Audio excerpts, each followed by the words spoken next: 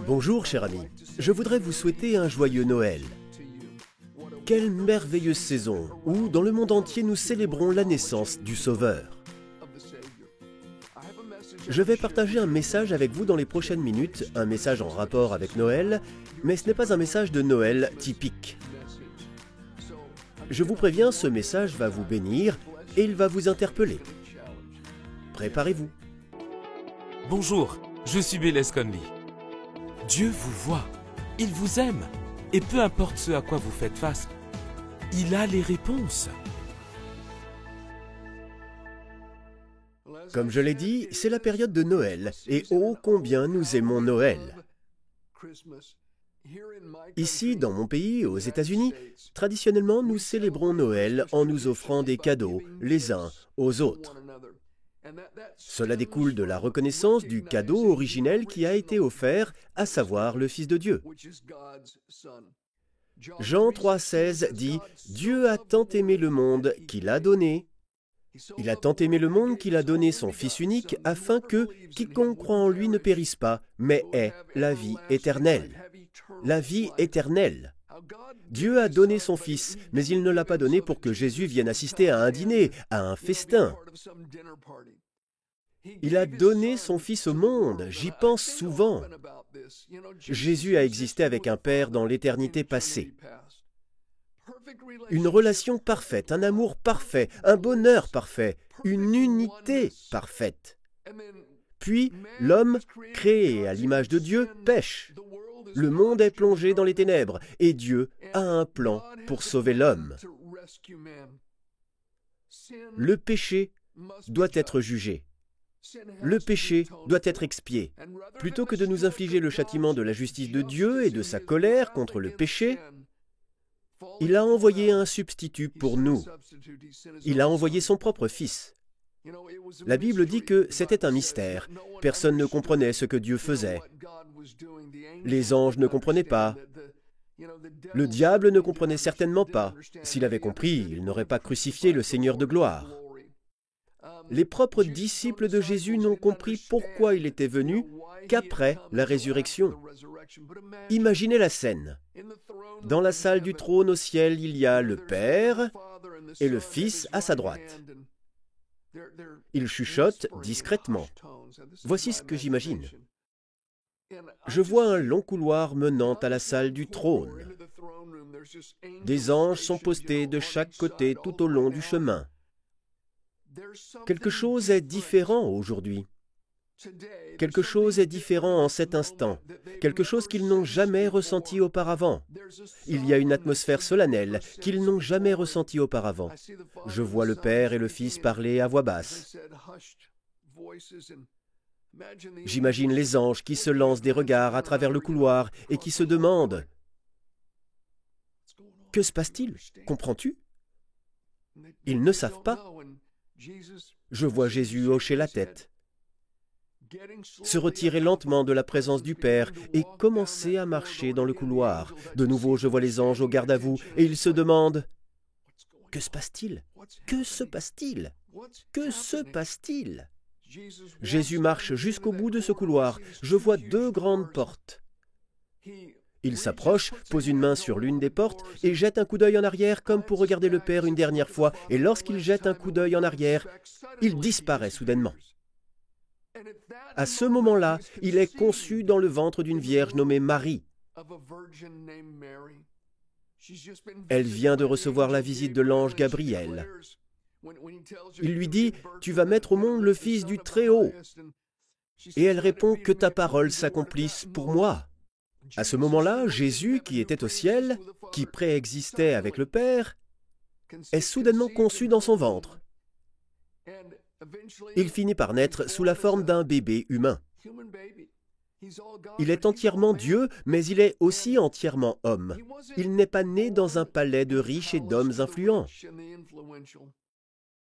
Il est né dans une étable.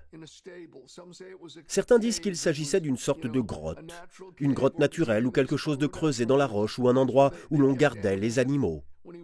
À sa naissance, il a été déposé dans une mangeoire. Il a été élevé par ce pauvre charpentier et sa mère dans l'obscurité. Il a grandi à Nazareth. C'était comme, nous le disons ici, l'autre côté des rails. Dieu a donné son Fils parce qu'il nous a tant aimés. Pensez à ce à quoi il l'a donné, à qui il l'a donné.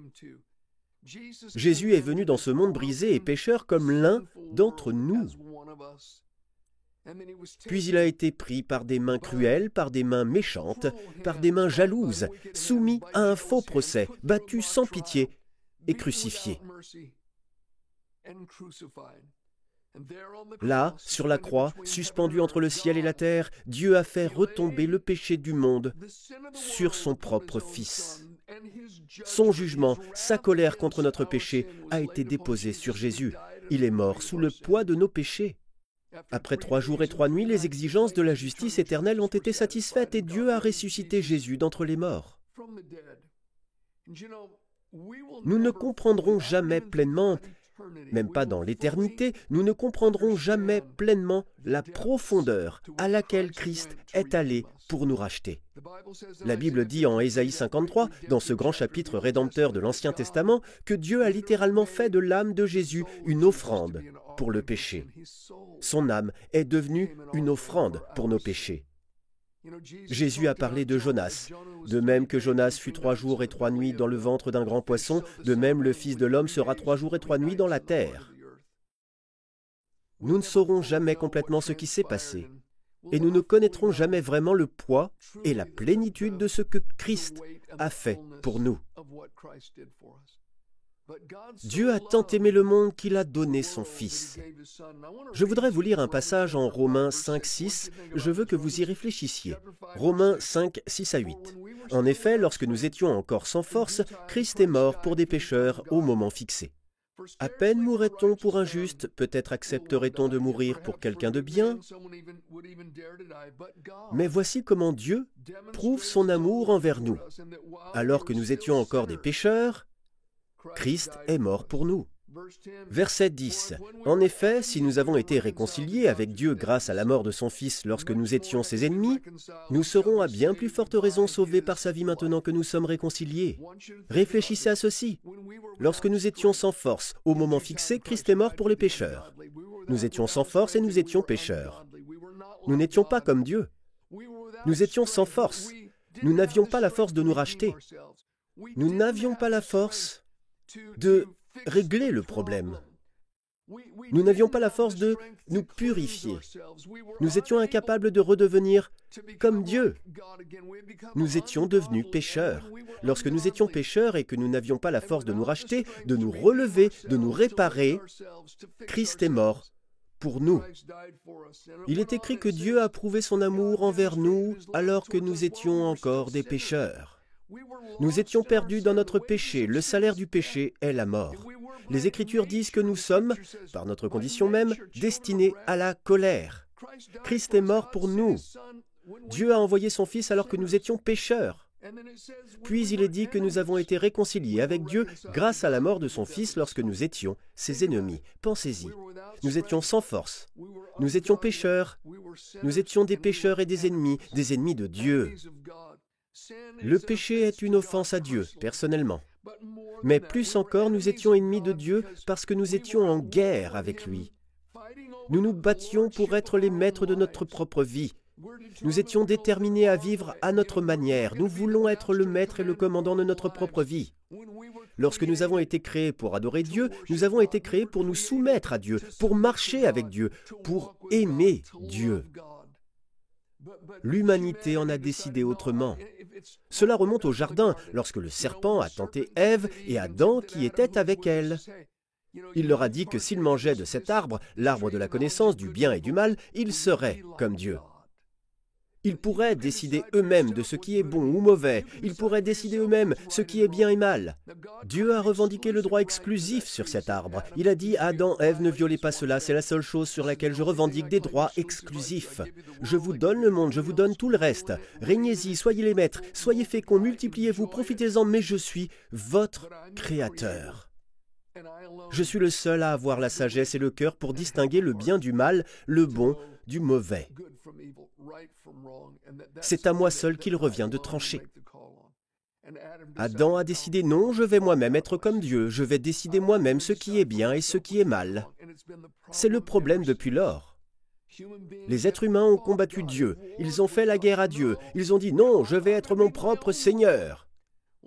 Lorsque nous venons à Christ, nous devons croire dans notre cœur que Dieu l'a ressuscité d'entre les morts et le confesser de nos lèvres comme Seigneur.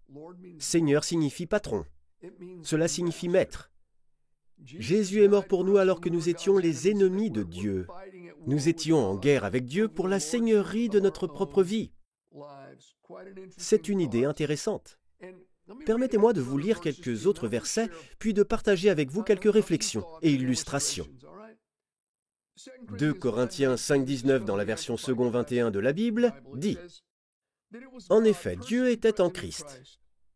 Il réconciliait le monde avec lui-même en ne chargeant pas les hommes de leurs fautes, et il a mis en nous la parole de la réconciliation. » Dieu était en Christ. Il réconciliait le monde avec lui-même en ne chargeant pas les hommes de leurs fautes. Et il a mis en nous la parole de la réconciliation. Je veux que vous y réfléchissiez, gardez ces pensées à l'esprit parce que je veux en venir à quelque chose. Encore une fois, c'est la période de Noël. Nous nous offrons des cadeaux. Dieu nous a offert le plus beau des cadeaux. Il nous a donné son Fils. Mais il nous a donné son Fils quand nous étions ennemis, quand nous étions sans force, quand nous étions impies, quand nous étions pécheurs.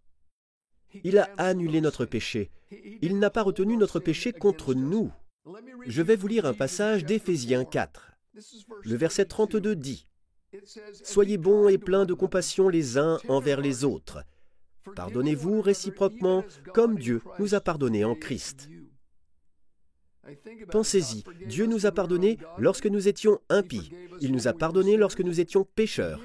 Ici, il est dit « Soyez bons et pleins de compassion, pardonnez comme Dieu nous a pardonné. » Nous arrivons alors au chapitre 5 des Éphésiens, les versets suivants, les versets 1, 2. « Soyez donc les imitateurs de Dieu puisque vous êtes ses enfants bien-aimés, et vivez dans l'amour, en suivant l'exemple de Christ qui nous a aimés et qui s'est donné lui-même pour nous comme une offrande et un sacrifice dont l'odeur est agréable à Dieu. » Au début, il est dit « Soyez les imitateurs de Dieu, comme des enfants bien-aimés. Les enfants imitent leurs parents. » Hier, nous avons organisé une fête chez nous. Les enfants étaient là, les petits-enfants aussi. Certains d'entre eux, d'autres n'ont pas pu être là car ils sont dans un autre état en ce moment. Mais l'un de nos petits-fils, Liam, était là. Il m'appelle Papy. Je le taquinais et il me répétait tout ce que je lui disais. Il imitait son grand-père. Les petits-enfants imitent leurs grands-parents, les enfants imitent leurs parents. Les Écritures disent d'être doux, de pardonner et d'aimer comme nous avons été aimés, d'imiter Dieu, d'aimer comme Dieu aime. Je me rends compte que c'est une tâche très difficile. Écoutez ces paroles de Jésus en Jean 13, 34 et 35. « Je vous donne un commandement nouveau. Aimez-vous les uns les autres comme je vous ai aimé, vous aussi. Aimez-vous les uns les autres. C'est à cela que tous reconnaîtront que vous êtes mes disciples, si vous avez de l'amour les uns pour les autres. » Il ne nous a pas seulement dit de nous aimer les uns les autres, mais il a dit que nous devions aimer comme il a aimé. Nous devons aimer avec le même genre d'amour. Si nous remplaçons cela dans le contexte de ce dont nous parlons, Dieu a tant aimé le monde. C'est l'histoire de Noël. Il a donné son Fils. Il nous a pardonnés.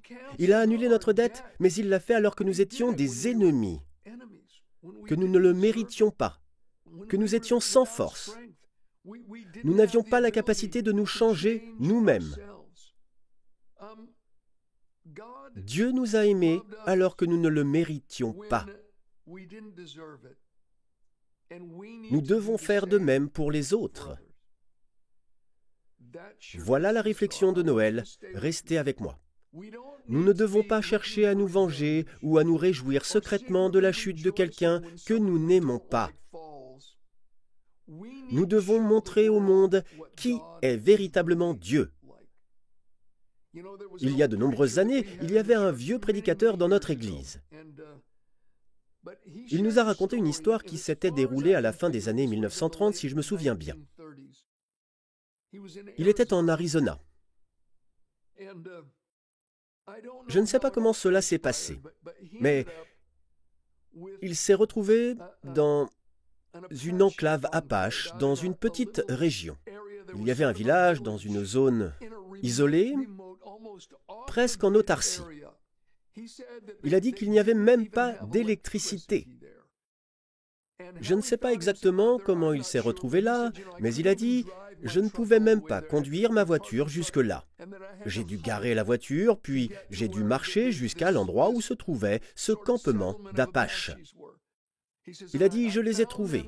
Je suis allé leur prêcher l'Évangile, mais personne ne parlait anglais, ou du moins ils ne laissaient pas entendre qu'ils parlaient anglais. J'ai finalement trouvé un garçon de 10 ans environ, et il était ivre. Il avait 10 ans et était ivre, mais il parlait anglais. Il est devenu mon interprète. J'ai utilisé ce garçon de 10 ans qui avait manifestement bu pour expliquer ma présence à ces personnes. En termes rudimentaires, il a dit « Je leur ai partagé l'Évangile, je leur ai dit que Dieu nous aimait tellement qu'il a donné son Fils pour effacer nos péchés, qu'il nous change et fait naître en nous cette nature d'amour. » J'y retournais et j'utilisais le petit garçon comme interprète. Il y est retourné pendant environ 1 an et leur a partagé l'Évangile. Il a partagé l'Évangile avec eux. Il a dit que c'étaient les gens les plus grossiers qu'il ait jamais rencontrés. On aurait dit qu'il faisait tout pour être désagréable avec lui. Mais il sentait que Dieu voulait qu'il soit là. Lorsqu'il partait, il se tenait à côté de sa voiture. Parfois il partait, puis il se garait plus loin pour pleurer. Il disait « Mon Dieu, je ne veux pas retourner là-bas. Ces gens sont méchants, ils sont durs et impolis avec moi. » Dieu disait à son cœur « Mon fils, déverse-moi tout ton cœur, mais ne les laisse jamais te voir ainsi. Déverse-moi ton cœur et je prendrai soin de ton cœur. Je te guérirai, mais continue à y aller et montre-leur l'amour de Christ. » Il y est retourné, je crois, au moins 1 fois par semaine pendant 1 an. Il y allait et partageait l'amour de Christ. Il n'y avait aucune réponse, aucune réponse. Il a dit qu'ils étaient méchants et cruels. Cela a peut-être duré moins d'1 an, peut-être 9 mois, quelque chose comme ça. Un jour, le petit garçon a dit « Ils ont une réunion du conseil et tu es invité à y assister. » Il a dit « Vraiment ?» Il est arrivé sous ce qui ressemblait à une vieille tente en lambeaux, sans électricité, et un feu y était allumé. Les gens s'asseyaient sur des souches de bois, ils lui ont indiqué de s'asseoir sur une souche. Le leader, le chef, l'a soudain montré du doigt et s'est mis à parler en apache. Il ne comprenait pas ce que le chef disait. Ce dernier s'est mis à pleurer et s'est agenouillé. Puis quelqu'un d'autre l'a montré du doigt et il ne comprenait pas ce qu'il disait. Ils se sont mis à genoux. Les gens pleuraient partout dans la tente. Il a demandé au petit interprète ce qui se passait. Il a dit « Tu ne le savais pas et je n'avais pas le droit de te le dire. Mais quand tu es venu leur parler de Jésus et du fait que Dieu nous a tant aimés, qu'il a donné son Fils, qu'il a déversé un tel amour dans notre cœur et que nous pouvons aimer de cette façon, ils ont dit que c'était le plus grand mensonge qu'ils aient jamais entendu. Tout notre village, toutes les personnes présentes, tout notre village s'est mis d'accord pour te mettre à l'épreuve. Depuis 9 mois, 10 mois, tout le monde a fait tout son possible pour être cruel et grossier envers toi, parce qu'il disait qu'il n'était pas possible que quelqu'un puisse aimer comme tu le disais. Mais après tout ce temps, tu es resté gentil. Tu nous as aimés malgré la façon dont nous t'avons traité. Le chef dit que ton message est vrai et il l'accepte. Il a ouvert son cœur à ce Dieu dont tu parles. Je pense que presque tout le monde a donné sa vie à Christ, y compris le petit garçon qui a fini par devenir un prédicateur itinérant. Qu'est-ce qui a fait la différence? L'amour de Christ. Que ce Noël soit un temps de restauration des relations brisées, comme Dieu a restauré la relation brisée avec l'humanité. Peut-être y a-t-il des personnes que vous pouvez aimer de la même manière que Christ vous a aimé et ainsi restaurer une relation. J'aime le livre de Philémon, il ne contient qu'un seul chapitre. Vous voulez lire un court chapitre du Nouveau Testament? Ce court chapitre du Nouveau Testament est le livre de Philémon. Philémon était un riche chrétien. Il avait une église dans sa maison et un esclave nommé Onésime. D'après ce que nous lisons dans les Écritures, Onésime a volé Philémon. Il l'a volé et s'est ensuite enfui pour se perdre dans la foule de Rome. Il s'est enfui dans la ville de Rome. Quelque chose a mal tourné, Onésime a apparemment été arrêté, mis en prison, et devinez qui était son compagnon de cellule? L'apôtre Paul. Paul le mentionne dans le livre de Philémon. Il appelle Onésime « mon enfant, celui qui est devenu mon fils en prison ». Paul conduit Onésime à Christ en prison. Paul parle de lui et dit « il est une partie de moi-même ». Autrefois, il t'a été inutile, mais maintenant il nous est bien utile à toi comme à moi. Le nom Onésime signifie en fait « utile ». Paul fait un jeu de mots en se basant sur son nom pour dire « il t'a été inutile autrefois, mais maintenant il va être à la hauteur de son nom ». Paul a envoyé Onésime à Philémon avec la lettre de Philémon qui se trouve dans notre Bible. Paul demandait à Philémon d'aimer comme Dieu l'aimait. Philémon, tes péchés ont été pardonnés, tu as été aimé par Dieu. Maintenant, je veux que tu étendes cet amour à Onésime. Il ne t'était pas utile avant, mais si tu l'aimes, il te sera utile. Philémon lui a pardonné et l'a aimé. Vous savez quoi? L'histoire nous dit qu'Onésime est devenu l'évêque de l'église d'Éphèse. Il a été aimé et cela l'a rendu grand. Vous aussi pouvez aimer les gens pour qu'ils deviennent grands, mon ami. J'ai été pasteur adjoint pendant quelques années dans une petite église. Le pasteur avait invité un homme très célèbre du monde du rock'n'roll à venir à l'église. Il avait accepté l'invitation, nous étions très enthousiastes. Nous avions invité toute la ville à venir et nous avions imprimé des dépliants disant qu'il allait venir partager son témoignage. Nous étions enthousiastes, plusieurs autres églises étaient impliquées. La veille de cet événement, cet homme nous appelle et nous demande « Au fait, quelle est la taille de votre église ?» Nous lui avons répondu « Un bon dimanche, il y a probablement 120 personnes. » Il a déclaré « Je ne viendrai pas, vous êtes trop peu nombreux. » C'est tout, il a raccroché le téléphone.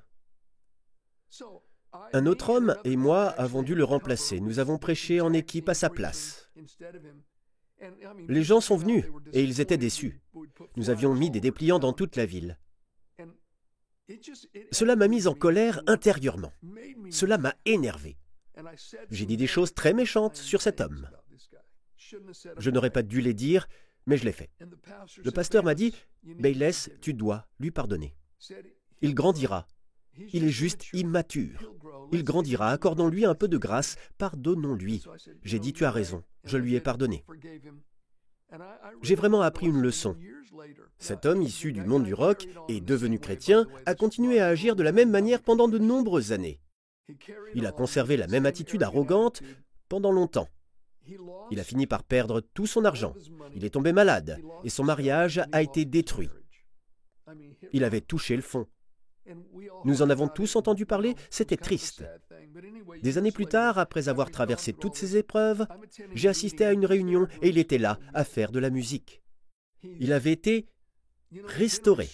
Il s'était repenti. Il avait changé de cœur. Il a partagé quelques mots depuis l'estrade. Il a dit « Avant, j'étais ainsi, j'étais arrogant. Je n'assistais pas à certains événements ou à certaines réunions si l'église était petite. Je me suis repenti et je me suis humilié devant Dieu. Maintenant, je suis juste reconnaissant d'aller partout où Jésus m'enverra. » J'étais stupéfait de voir cela, de voir qu'il avait grandi en grâce, qu'il avait mûri spirituellement. J'ai l'impression que l'amour de ce pasteur l'a aidé à grandir et à ressembler davantage à Christ. Je veux simplement vous dire, mon ami, que l'amour de Dieu a été déversé dans votre cœur et qu'il a été déversé dans mon cœur. Nous pouvons aimer comme nous avons été aimés. Dieu a tant aimé le monde qu'il a donné son Fils unique pour que nous puissions être rachetés. Ainsi, ce même amour peut être déversé dans notre cœur, que ce soit le point fort de ce Noël pour vous. Aimez ceux qui ne sont pas aimables. Aimez ceux qui ne méritent pas d'être aimés. Aimez ceux qui ne sont pas dignes d'être aimés. Aimez vos ennemis. Faites du bien à ceux qui vous persécutent. Bénissez ceux qui vous maudissent. Faire confiance à quelqu'un est une chose, pardonner en est une autre. Le pardon ne se mérite pas, c'est un cadeau qui est donné. Bien sûr, la confiance se mérite, il ne faut pas mélanger les deux, mais on peut aimer. Il ne faut pas laisser l'amertume s'emparer de notre cœur. L'amertume est comme un acide. Elle fait plus de dégâts au récipient dans lequel elle est stockée qu'à l'objet sur lequel elle est versée. Ne devenez pas un croyant cynique. Aimez comme Dieu aime. Je voudrais vous dire, mon ami, que Jésus vous aime. Que Dieu vous bénisse. Nous connaissons tous des moments difficiles dans la vie. Les tempêtes de la vie peuvent toucher tout le monde. Mais peu importe ce que vous traversez, Dieu a des réponses pour vous. Il connaît un chemin que vous pouvez suivre. J'en ai moi-même fait l'expérience. Dieu m'a libéré du désespoir le plus profond et de la toxicomanie. Je suis convaincu qu'il peut aussi vous aider. Je vous raconte mon histoire dans le mini-livre « Il y a toujours de l'espoir ». Téléchargez gratuitement le livre au format PDF. Il vous suffit de vous rendre sur belez-conley.fr/espoir pour découvrir comment Dieu vous offre à vous aussi un nouvel espoir.